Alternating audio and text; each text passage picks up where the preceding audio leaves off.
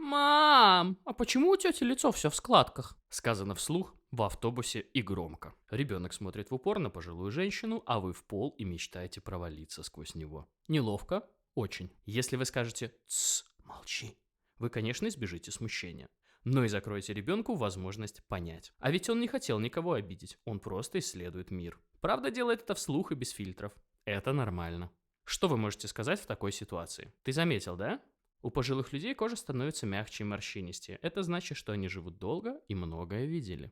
У каждого возраста свое тело. Вот ты растешь, у тебя все меняется. У бабушек тоже меняется. Так вы убираете стыд и даете уважение к возрасту, жизни и людям. А заодно учите ребенка говорить с вниманием и тактом. Именно так развивается эмпатия. Такие разговоры, они не про морщины, они про уважение, про понимание себя и других. А если вы хотите, чтобы таких разговоров становилось больше, подписывайтесь на Мир эмоций. Мы помогаем родителям превращать неловкие моменты в важные уроки жизни.